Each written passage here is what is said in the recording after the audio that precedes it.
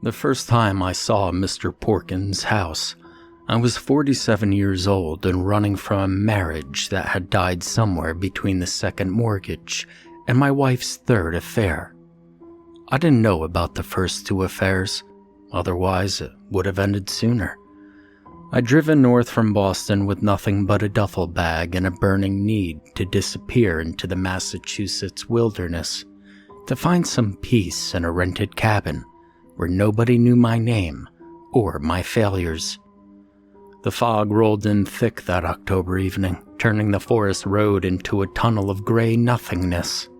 My GPS had given up 20 miles back, and I was navigating by instinct and stubbornness. Two things that had served me poorly in life, but were all that I had left. And that's when I saw it, a mailbox leaning drunkenly against a rotted post. The name Porkins, barely visible beneath decades of rust and neglect. The driveway was more of a suggestion than an actual road. It was overgrown with brambles that scraped against my rental car, but there was something else in all of this. Music, faint but unmistakable. Duke Ellington's Mood Indigo drifted through the fog like smoke from a distant fire. The sound pulled me forward even as every rational thought screamed at me to reverse, to run, to find anywhere else to ask for directions. The house materialized from the fog like a dream. 3 stories of Victorian decay, windows boarded with planks that had warped and split, revealing glimpses of darkness within. The wraparound porch sagged in the middle, supported by columns that looked like they could give up at any minute, and the paint peeled from the siding in long strips, exposing gray wood. But the music was clear now, accompanied by the soft clink of glasses, and what I thought was laughter. It was low and rich, the kind of a laugh that comes from the belly after the 4th whiskey. My headlights caught the front door, and there he stood. Mr. Porkins was everything the house wasn't. Immaculate. His charcoal suit looked fresh from the tailor. Every line was crisp, every button gleaming and shiny. His shoes caught the reflection of my car's headlights and threw them back like mirrors. He was maybe 60, maybe 70. Age sat on him like an expensive coat, adding distinction rather than decay. His smile stretched wide across his dark face, revealing teeth that were white and perfect. "Well now," he said, and his voice was molasses over gravel. It was sweet and rough in equal measure. "Lost soul on a foggy night. Tale as old as time itself." He descended the porch steps with the grace of a man half his age, his hand extended. "Cornelius Leroy Porkins. At your service, sir." His handshake was firm, warm, uncomfortably warm actually, like he'd been holding his palm over a flame. "I'm Tom Morrison," I said, using the fake name I'd been practicing. "I'm really sorry to bother you, sir, but I am really sorry to bother you this late at night, sir, but I'm looking for the Riverside Cabins." Mr. Porkins' laugh rolled out of him like thunder. "Riverside Cabins? Oh, my friend, you've missed that turn by a good 10 miles. But the fog's thick as thieves tonight, and these roads weren't made for finding your way in the dark." He still held my hand, in an awkward fashion, his grip gentle but somehow inescapable. "Well, why don't you come in? Have a drink with me. Wait for the fog to thin out a little bit. I've got bourbon old enough to vote, and I've got stories that are older." I should have declined. I should have asked for simple directions and driven back the way I came, fog or no fog. But the warmth of his hand seemed to travel up my arm, settling in my chest like liquid courage. The music from inside wrapped around me. It was familiar. And I was so tired. Tired of everything. Tired of running. Of being alone. Tired of the silence that had filled my life since Lee had looked at me with those cold eyes and said, "I don't think I ever really loved you." "All right. One drink, Mr. Porkins," I heard myself say. Mr. Porkins' smile widened impossibly further. "One drink," he agreed, finally releasing my hand. "You see, that's how all the best stories begin." The inside of the house defied everything the exterior had promised. Where I expected dust and decay, I found warmth and opulence. There were Persian rugs that covered polished hardwood floors. A fire crackled in a marble fireplace, casting dancing shadows on the walls lined with books and curious artifacts. The jazz came from an ancient Victrola in the corner, its brass horn gleaming in the firelight. "Make yourself comfortable," Mr. Porkins said, gesturing to a leather armchair that looked like it had been waiting for me. "I'll fetch that bourbon for you." I sank into the chair, feeling the old leather groan beneath my weight. I let my eyes wander around, trying to distract myself from my mental fog. There was a clock on the mantelpiece, a real antique, the kind with lions' heads and a pendulum that swayed with the measured patience of the damned. The hands were stuck at 2:13, unmoving, as if time had decided to abandon this place years ago.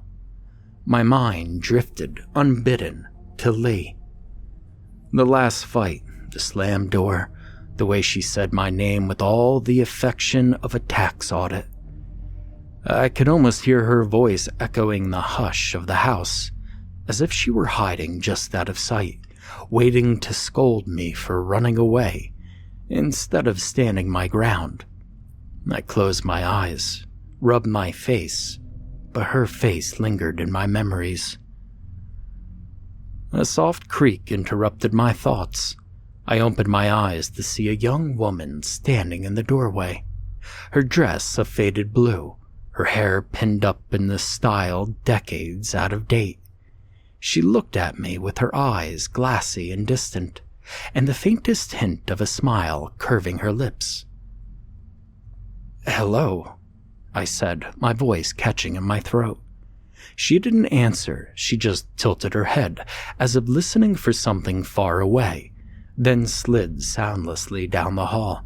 I glimpsed the curve of her bare feet on the floorboards. They were pale, almost bluish. I shivered. The fire didn't seem as warm anymore. He glided away, leaving me to examine the room. I returned my attention to the objects in the room. The books were old leather-bound titles and languages that I didn't recognize. And the other pieces were stranger still, Halloween masks that seemed to shift expressions in the flickering light, bottles filled with liquids that moved without being touched, and a photograph of a group of men in fedoras and suspenders, standing in front of this very house when it was new and proud. Mr. Porkins was among them, unchanged, with that same smile and those same knowing eyes. The photo was dated 1923. "Ah, you found my rogues gallery." Mr. Porkins had returned, silent as smoke, carrying a crystal decanter and 2 crystal tumblers. "Well, that was a hell of a party. Prohibition, you know. It made everything a little bit more, interesting." I wanted to ask how that was possible, how he could look exactly the same in the photo over 100 years old. But the question died in my throat as he poured the bourbon. The liquid caught the reflection of the firelight, glowing amber gold, and the smell that rose from it was intoxicating. It was vanilla and oak, and something that made my mouth water, and my resolve to weaken. "To new friends, Tom," Mr. Porkins said, raising his glass. "To new friends," I echoed and drank. The bourbon was silk, and then fire, warming me from the inside out. It tasted like nothing I'd ever had. It was very complex and layered, with an aftertaste that lingered. One sip became two became three, and soon Mr. Porkins was refilling my glass, his own consumption matching mine, measure for measure. "Now then," he said, settling into the chair across from me. "Tom, what's a man doing driving these roads all alone on a night like this? You're running to something, or from something, perhaps?" The bourbon had loosened my tongue, or maybe it was his eyes, but it made me want to confess regardless. "From," I admitted. "From a failed marriage, a failed career. Well, a failed everything, really." "Ah, failure," Mr. Porkins mused, swirling his bourbon. "It's such a human concept, isn't it? As if life were a test you could pass or fail, rather than a story you tell until it ends." He leaned forward, the firelight dancing in his eyes. "Would you like to hear a story, Tom? It's a story about failure and success, and the prices that we pay for both." I nodded, unable to look away from his face. "There once was a man," he began, his voice taking on the rhythm of a practiced storyteller, "who wanted everything.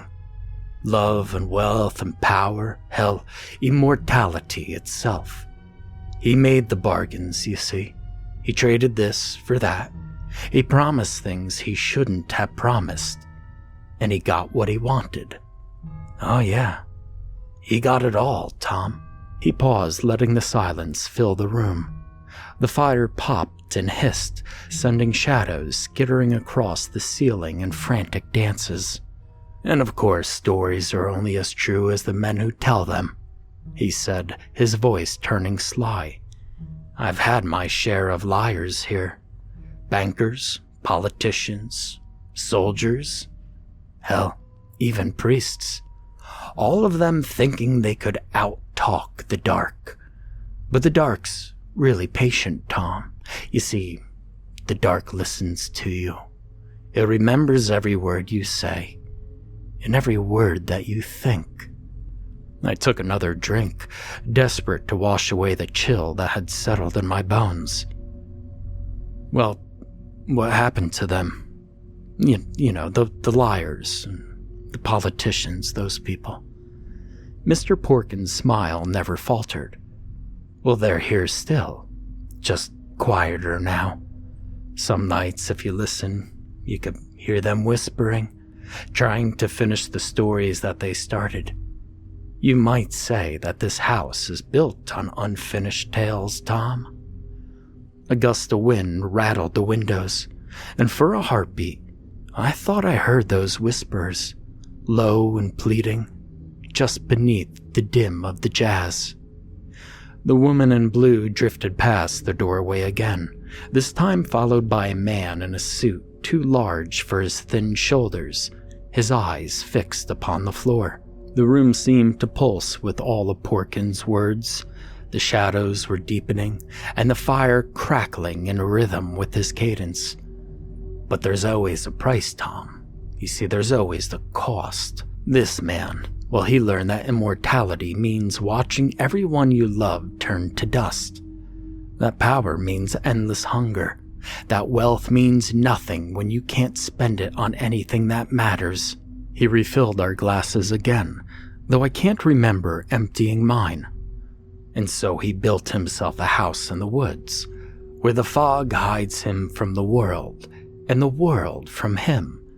And sometimes on a night like this, some lost soul wanders in." "Well, what happens to them?" I asked. My voice was barely a whisper. Mr. Porkins smiled. "Well, they have a drink, Tom. They hear a story, and then they make a choice." The room was spinning now, or perhaps my mind was spinning. The bourbon glass in my hand felt heavy as lead. "What kind of choice?" I blinked and the room seemed to breathe with me. The wallpaper patterns writhed at the edges of my vision, twisting into faces, some that I recognized but most I didn't. My father, heavy-jawed and silent, the way he looked at me after I dropped out of college. My old boss, his eyes narrowed, piercing me, telling me that I was no longer needed. And Lee, always Lee, with her lips pressed thin as she packed her suitcase. "You're seeing them now, aren't you, Thomas?"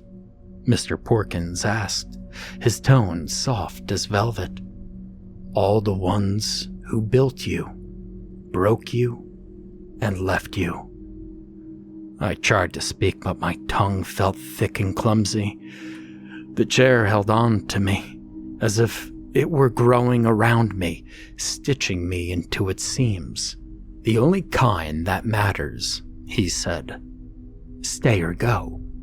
Join the story, or remain in your own." I tried to stand, but my legs wouldn't cooperate. The chair held me like a lover's embrace. It was soft and warm, but it was inescapable. I really should go to the cabins." From the corner of my eye, I saw movement. The man in the oversized suit had wandered close, his step soundless, his face turned to the fire. He looked at me, as if searching for something he'd misplaced years ago. "Well, don't mind him," Mr. Porkins said. "That's Mr. Harold. He came here in 1979. He loved jazz, but he hated the silence. Some folks just can't stand being alone with themselves for too long." Harold's mouth moved, forming words I couldn't quite hear, and for a moment I thought he was trying to warn me. Then he smiled a weak smile and faded back into the shadows. "You know, Tom, that there are no cabins." His voice was gentle, almost pitying. "Haven't been for 30 years. But yet you knew that, didn't you? You see, deep down you knew you were driving towards nothing, just like you've been driving towards nothing since she left you, since the job ended, since you realized that 47 years had brought you full circle to empty." The truth of what he was speaking hit me like a physical blow. I had known. Some part of me had known there were no cabins, no destination, no plan beyond driving until I couldn't anymore. But here, Mr. Porkins continued, here there's something. There's company. There's purpose. There's a different kind of story. He gestured to the photographs on the wall, and I saw that there were more now. Dozens, hundreds, men and women of all ages, all with that same glazed look of contentment. My guests, Tom. My family. You see, they chose to stay, to become a part of something larger than their small, painful lives. My mind scrambled for escape routes, the front door, the windows, but every time I pictured leaving, I saw only fog pressing in on all sides. Even if I ran, what waited for me? A dark road? An empty life, a slow grinding return to the man that I'd become. Mr. Porkins poured another drink, the bourbon swirling in the glass like the eye of a storm. "Last chance," he said, his voice almost gentle. "Stay, and you'll never be alone again, Tom. Leave, and the silence will swallow you whole. You know which one you're really afraid of, don't you?" I did. God help me, I did. "What are you?" I managed to ask. "Well, I'm exactly what you see," he said. "A man in a house offering hospitality to the lost. Nothing more, nothing less. The question isn't what I am, Tom. It's what you want to be." The fire flared in that instant, and in its light, I saw the truth of the house. The walls weren't walls, but veils, thin as gossip, and behind them moved shapes that might have been human. The music wasn't coming from the Victrola, but from somewhere deeper within the house. And Mr. Porkins was exactly what he appeared to be, which was somehow the most terrifying thing of all. "One more drink," he said, filling my glass yet again. "And then you choose. You stay and become part of my collection, or part of my story, excuse me. Leave and return to your empty life, your failed marriage, your long drive to nowhere. But choose you must, because the night is old and the fog is lifting, and soon the sun will make liars of us all." I looked at the bourbon, glowing like liquid amber in my glass. I thought of Lee, of the apartment I'd abandoned, of the job that I'd lost, of the nothing that waited for me outside of these walls. Then I looked at Mr. Porkins, eternal in his pressed suit, offering me something I couldn't quite name, but I desperately needed. Tell me another story," I said, raising the glass to my lips, and Mr. Porkins smiled, and this time the expression reached his eyes, turning them into pools of ancient darkness. "You see, Tom, I like that. I really do, Tom. Now that," he said, "is a choice." The bourbon was sweeter this time. It was almost as thick as honey. The room began to fade at the edges, but I didn't mind. Mr. Porkins' voice rose and fell like a tide, telling stories of men who'd sat in this very chair before me, women who drunk from these glasses, and souls who traded their small sorrows for something vast, exciting, and strange. "The thing about eternity," he was saying, though his voice seemed to come from very far away now, "is that it's not about living forever. It's about becoming part of something that does. Like a story. A collection of moments preserved like insects." As I drank, the house seemed to sigh, settling around me like a second skin. The photographs on the wall multiplied, crowding in closer, and faces pressed to the glass, their eyes shining with the same desperate hope that filled my chest. I felt myself thinning and stretching, my memories leaking away like water through cupped hands. Lee's face blurred and faded. My father's disapproval became a distant echo, and even my own name felt strange, like it was a sound from another life long, long ago. Mr. Porkins finally stood, brushing imaginary lint from his sleeves. "You'll get used to it," he said. "Most do. And if you don't, well, there's always another story to tell, and another glass of bourbon to fill." The music played on as I slid into my place in the gallery. The others welcomed me, their smiles wide, their eyes bright with secrets. And I tried to remember why I was afraid, but the fear slipped away. Eternity, I realized, is just another kind of silence, but at least here, you're never alone. "Mr. Porkins?" "Yes, Tom." "Will it hurt?" I asked, though I wasn't sure if I spoke aloud or only thought the words. "Oh, Tom," Mr. Porkins said, and his voice was almost kind. "It already has. Everything that led you here, that was the pain. And this? Well, this is the relief." The last thing I saw clearly was my reflection in the window. My face was relaxing. It was becoming almost like a mannequin, like I was just a faded memory, like a story someone tells about a man who got lost in the fog in the woods and found exactly what he was looking for: peace. "Welcome home, Tom," Mr. Porkins said.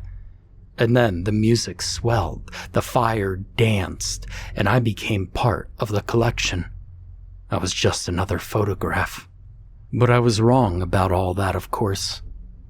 It's funny the things that tether you to the world. A laugh shared over cheap beer, a voice on the phone at 2 a.m. when the walls start closing in. For me, That tether was Trevor. He was the kind of friend who showed up unasked when your life was in flames and stood there with a garden hose and a dad joke. I hadn't spoken to him in months, not since the divorce, but apparently I'd left just enough breadcrumbs. A small email here, a text there, for him to track me down. You see, the night that I disappeared, Trevor got worried. He called my phone. Of course, there was no answer.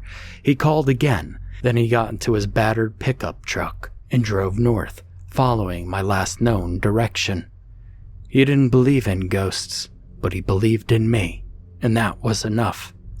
He found my car half hidden by the fog and brambles at the end of Porkins' driveway. The engine was cold and the keys were still in the ignition. My duffel bag was sitting on the passenger seat, but the door was ajar, as if I just stepped out to stretch my legs, and I never came back. Trevor stood there for a long time, just listening. The woods pressed in close and the fog muffled every sound but one, the faint ghostly trickle of jazz coming from somewhere deeper within the trees. Like anybody lost in the fog in the woods, he should have run. Anyone else would have. But Trevor squared his shoulders and walked up the crooked path, boots crunching on gravel, every step heavier than the last. The porch loomed out of the mist. The house glared down at him, all splintered wood and boarded over windows, daring him to knock at the door. But Trevor didn't need an invitation. He just pushed open the door and stepped into the darkness. Inside, the warmth was suffocating. The fire raged and the jazz crooned, and the air was thick with the smell of old paper and bourbon. Trevor blinked, adjusting to the dim, and called my name. "Hey, Tom? Tom? You here, buddy?" No answer, just the crackle of the fire and the shadows dancing on the walls. He moved deeper in, calling me again. The house seemed to warp around him, and he caught glimpses of people in the corner of his vision. He ignored them, his heart pounding, and he pressed on. At the end of a long hallway, he found a room that felt colder than the rest. The walls were lined with photographs, hundreds of them, faces pressed behind the glass, all staring out. He scanned them, and his fingers trembled as he found it. Me, frozen in time, my smile empty, and my eyes gone flat and glassy. And he swore under his breath, "There's no way. No. No, no, no, no." "Looking for someone?" The voice was velvet and knives. Mr. Porkins stood in the doorway, suit immaculate, and a smile wide enough to swallow the whole world, but his eyes were piercing black. Trevor turned to face him, his fists clenched. "Where's Tom?" Mr. Porkins glided into the room, hands spread in mock innocence. "Oh, he's here. He's at peace. He made his choice, the same as all my other guests." "Yeah, well, I'm not leaving without him." Mr. Porkins' smile tightened. "Well, that's not how this works, friend. You see, you could join him if you wish, but you can't save him. Nobody ever does." Trevor looked at me. Well, at my picture, at the shell of the friend he'd come for. Something in him snapped. "Tom's not done. Not with me around." The air shimmered and the jazz faltered, then rose in a frantic, discordant wail.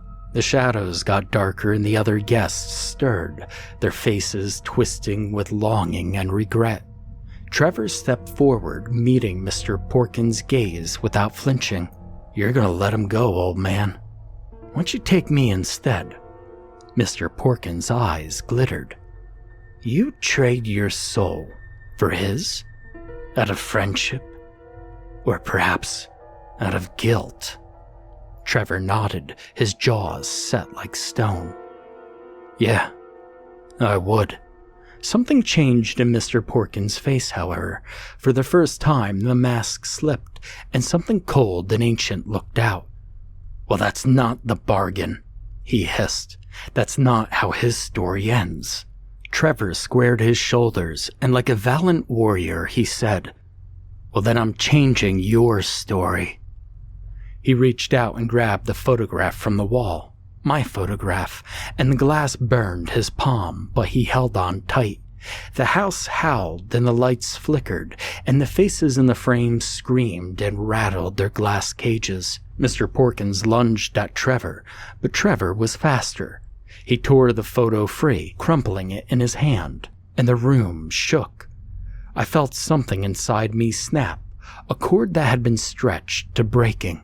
And suddenly I was falling, tumbling through darkness and memory, with jagged flashes of Lee and laughter and pain tumbling past me.